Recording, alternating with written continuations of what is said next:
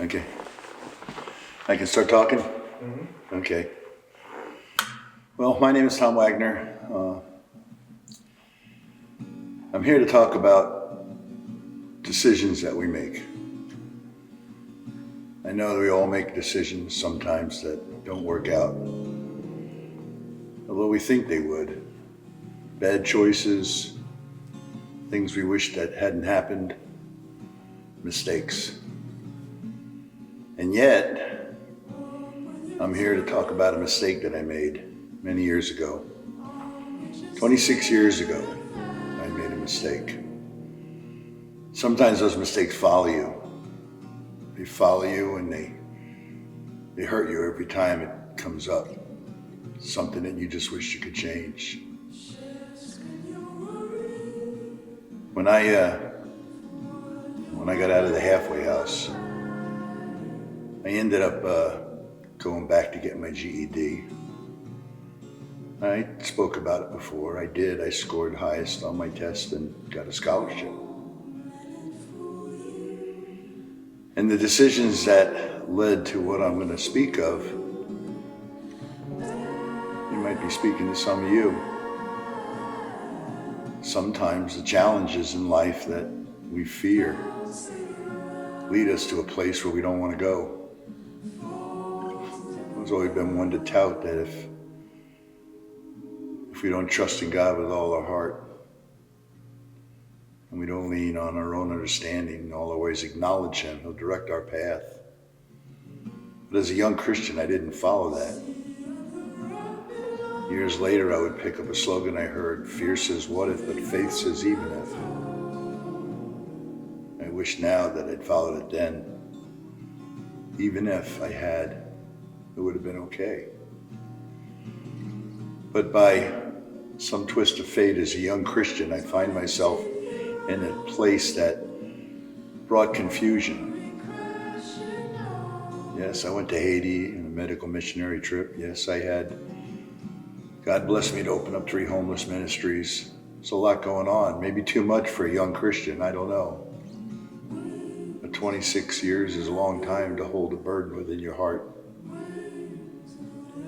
You just wish sometimes you could go back in a race and start over. But life doesn't give you that chance. You don't start over. You just deal with it. And all these years I haven't. When I took my state boards for the EMT, I passed. Passed good.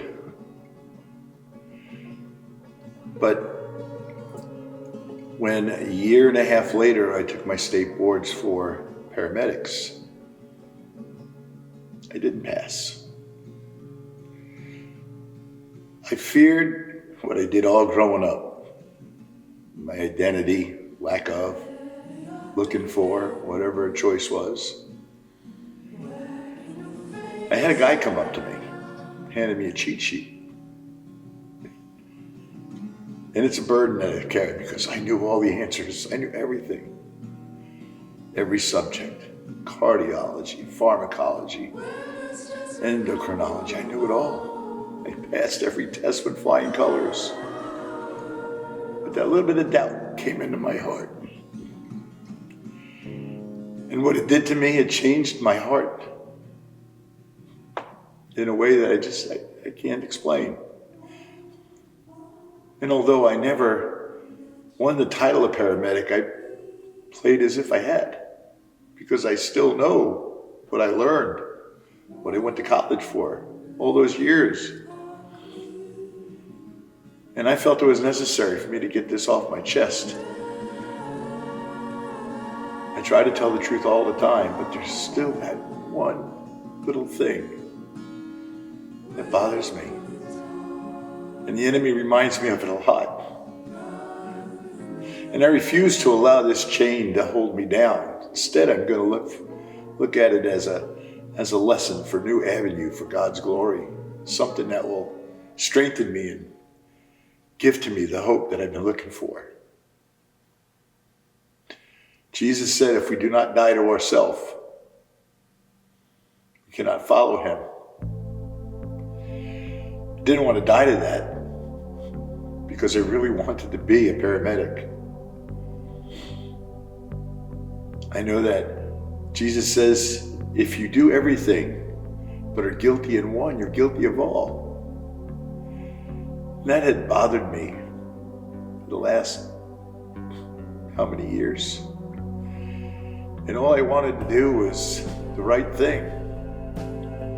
Embarrassment,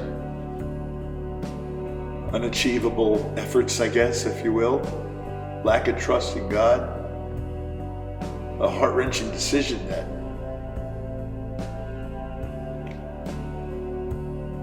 you wish to just go back and turn the hands of time, but you can't, and I did.